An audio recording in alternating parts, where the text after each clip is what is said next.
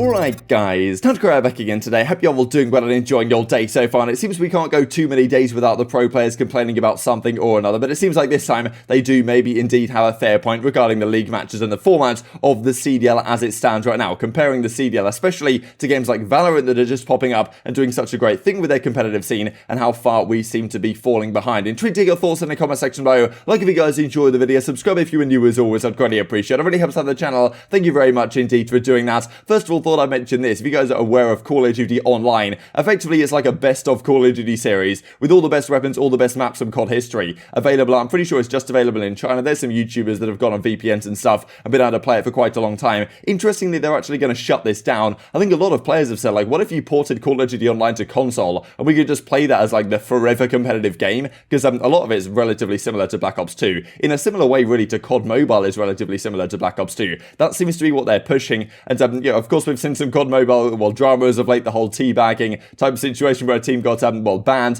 I do wonder how much, or forfeited from the tournament, of course. I do wonder whether going forwards COD Mobile will be a bigger part of esports in some way or another. I'm pretty sure that is the intention of Activision, and that may be part of this whole move as to, well, see some proper COD Mobile esports stuff going forwards. I'm not sure how crazy good that's going to be to watch. I don't really know, but I suppose well, things are very much in a nascent era right now in esports in general, especially on the mobile side of things. This is what Aix has to say a few days ago then, and I'm sure a lot of pro players, of course, come out in reply as we will look at this. League/seeding matches were the worst thing to ever happen to Call of Duty. Changed my mind, as he, well, replies in right here to Chino, because like the importance on what these seeds are from groups are irrelevant to a viewer. All people care about is the actual tournament. Always has been this way. The matches are just not important or cared about, in my opinion. So very interesting stuff from Aix. I think a lot of these OG players would much prefer we go back to an era kind of like Advanced Warfare, we'll look at in a second, where, I mean, the pro league that was going on wasn't really held in too much high esteem, right? The players would play some online tournaments in the terms of pro league, but really it was just like online matches they'd play from time to time, and those would have some seeding implications for a major tournament. And then of course the major, then you qualify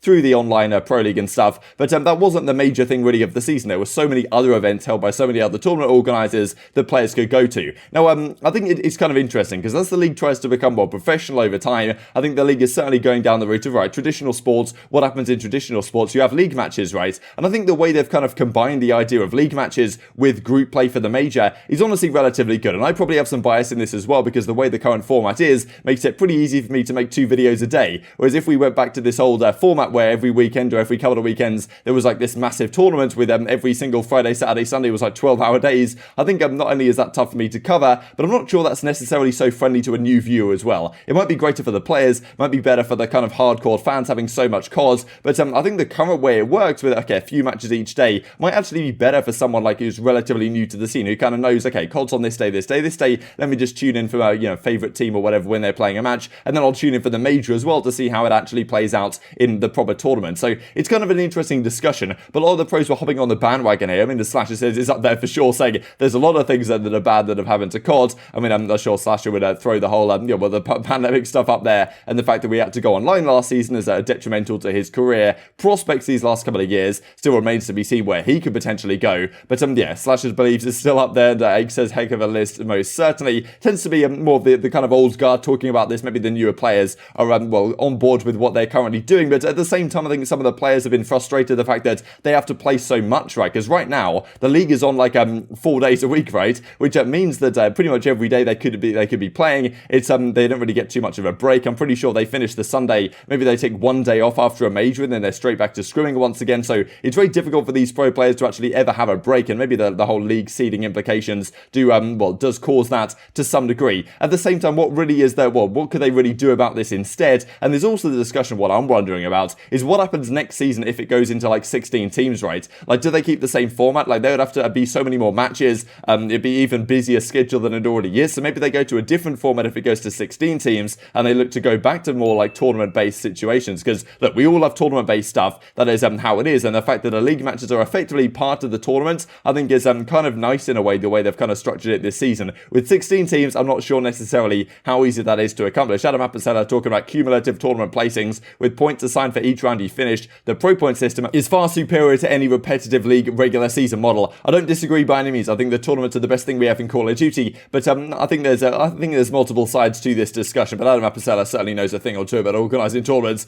done that with MLG for years. Crimsix says, look, straight up agreed to this one, and he also comes out and says one of the reasons why he's somewhat frustrated about this was a tweet I remembered him tweet out back in March when he talks about, look, talking about two injury about this, that being ILLey. I don't know how you guys are still capable, talking to Clayster here at the time, of going super hard in pool play matches after competing for so long. One of my biggest flaws, no matter the opponent, going 100% in pool play is just so difficult to me. Need the stakes, need the pressure, and that's why I'm sure Crimsix would also like to return to these tournament-based situations. But whether the league actually decide to go down that route at all, or whether, well, how they would even implement that is the question that does remain to be seen. But I think with 16 teams with expansion, maintaining the current schedule may be more challenging than people are thinking on the surface. This, of course, is the current league as it stands right now. Every single week you've got the league matches, you've got the regular season, then you've got the major that goes through, and of course the regular season type stuff is just seeding for the major, so in effect all part of the same tournament. There is of course other ways you could do it, but I think this is relatively viewer friendly for new players into the scene, but you know, it's not quite the excitement that we used to have back in Advanced Warfare, for example. This is Advanced Warfare in terms of all the LAN events. We see effectively, as you can see, like there are some Pro League games. There's Season 2, there's Season 3 playoffs, there's Season 1 playoffs, and then we'd do these like Pro League games online, but I mean, back then the competition wasn't so strong that all the best teams could just rock up to these matches and qualify anyway for what would eventually be the playoffs, and then the teams turn up and play an actual LAN event. So it wasn't really that the online stuff didn't really make too much difference. These kind of league matches didn't really make too much difference. Effectively, you just go to all of these tourneys. And of course, back in the day, these were put on by various different tournament organisers. Put on by Gfinity, put on by UGC, ESWC, Gfinity, UMG. I mean, of course, all the tournament organisers came out to play MLG, and the CWL at that time didn't even exist until the next year. So this was, well, one of the craziest years in terms of having so many events in an entire season. A lot of people would say that was one of the more entertaining affairs to watch, well, for the scene in general. But yeah, in a franchise deal, when it's a little bit more serious, I guess,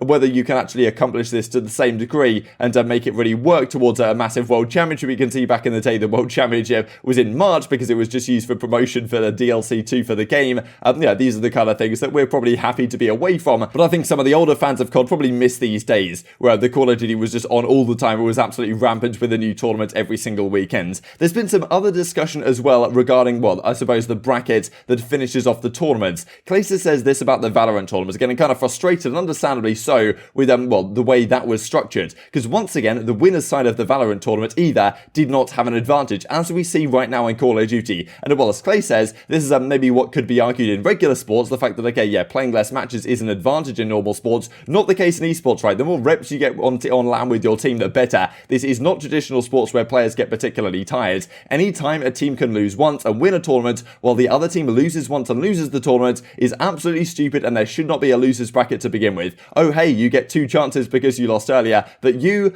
only get 1, says Clayster. Now, I'm kind of maybe taking out some pent-up frustration here from what happened to his team at the major when they lost to FaZe in the grand finals, despite beating them in the winners finals and not having really anything of an advantage. And as aBeZy says, the team that advances from the winners final should always have an advantage in the grand finals. Less matches is not an advantage. If your retort is, we want viewers to understand, I regret to inform you the majority of NFL viewers have no idea what half of the rules even mean. Now, really interesting actually from aBeZy, because my understanding is of why the CDL isn't doing this is, well, giving a 1-0 advantage to the team from the winners brackets is because they want the viewers to actually understand it. Now, Alex Penn is one of those guys over there, and you know, this is banter, this is kind of tongue-in-cheek, but he says, look, move all brackets in esports to single limb, so this isn't an issue. Absolutely noted. But I can't understand why the disconnect is really here. I think most players, certainly all the players, and I imagine most of the fans, would want to see some advantage for the team through the winners brackets. But this is, of course, what we get, and this is why Clayster is probably kind of frustrated, talking about the fact that the Valorant tournament is for some reason doing the same thing that the CDL is doing, and they beat FaZe in the winners finals, and well, they get to play less matches, which if anything is a disadvantage because you don't get to warm up with your team as much, and they also don't get an advantage in the grand finals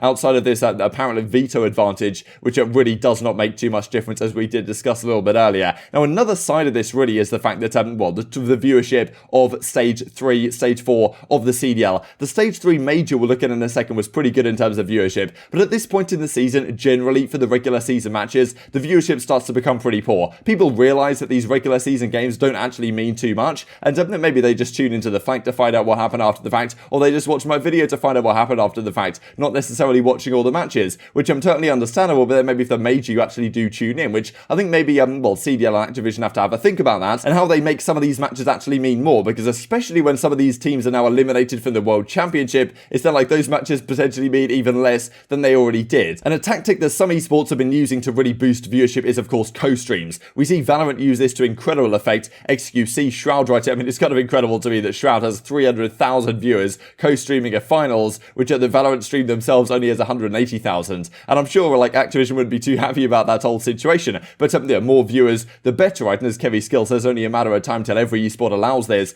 only about which companies are realizing the potential first. Octane says the same thing as well. Random thought, but CDL needs to allow co-streaming. Obviously, the conflict of it being on YouTube comes into play, because you couldn't necessarily get a Nick Merckx in, right, or something like that, because he's streaming on Twitch, and the whole YouTube deal would kind of, well, trip that up to some degree. But there are some co-streams that go on right now. Seattle Surge do their own co-stream. I think Minnesota Rokkr maybe do their own co-stream, but it's not the same as like a creator doing a co-stream that could potentially bring in new fans to the scene. So for a few reasons right now, the viewership has been somewhat suffering as of late. We do see right here that the major was pretty damn good, but it always tends to be that at this part of the season, things tend to drop off to some degree for at least the regular season viewership, and then it picks up towards the major and certainly towards the World Championship. But certainly some things to think about in terms of the format that the pros aren't necessarily too happy about, and well, from a number of different angles, and the implications of that for the viewership of the scene that I'm sure we would love to keep on growing, but compared to other esports, not exactly looking too hot at the present time. And try to take your thoughts on all this stuff in the comment section below. Hope you guys enjoyed the video. If you did enjoy it, I'd greatly appreciate a like on the video. It really helps out the YouTube algorithm. Know you enjoyed this content. Other people like you may enjoy this content as well, and I've grown the competitive Call of Duty community. Thank you for watching as always. Take care,